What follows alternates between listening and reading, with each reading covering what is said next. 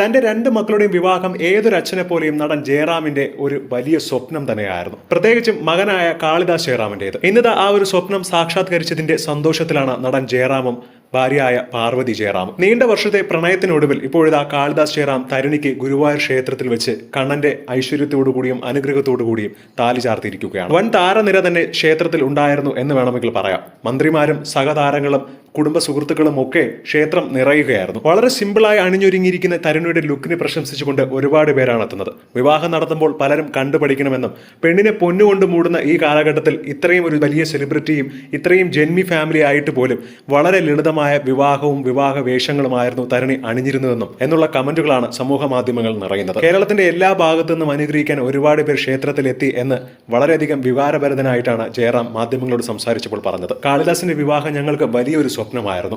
പിന്നെ തരുണിയെ പോലത്തെ ഇത്രയും വലിയ കുടുംബത്തിൽ നിന്നും ഞങ്ങൾക്ക് മരുമകളായ ആ കുടുംബത്തിലെ ഒരു അംഗം വരുന്നത് ഞങ്ങളുടെയൊക്കെ ഭാഗ്യം തന്നെയാണ്. വിവാഹത്തിൽ പങ്കെടുത്ത എല്ലാ മീഡിയക്കാർക്കും ജനങ്ങൾക്കും ഒക്കെ ജയറാം നന്ദി അറിയിക്കുകയായിരുന്നു. മാത്രമല്ല വിവാഹത്തിന് ശേഷം വലിയൊരു റിസപ്ഷൻ തന്നെ താരം ഇപ്പോൾ ഒരുക്കിയിരിക്കുകയാണ്. സിനിമാ സുഹൃത്തുക്കൾക്കും മറ്റു രാഷ്ട്രീയ പ്രവർത്തകർക്കും ഒക്കെ പങ്കെടുക്കാൻ വേണ്ടി അത്യധികം ഗ്രാൻഡാക്കി തന്നെ റിസപ്ഷൻ നടത്താനാണ് പദ്ധതിയിട്ടിരിക്കുന്നത്. കൂടുതൽ വാർത്തകൾക്കായി ഈ ചാനൽ മറക്കാതെ സബ്സ്ക്രൈബ് ചെയ്ത് ലൈക്ക് ചെയ്യുക.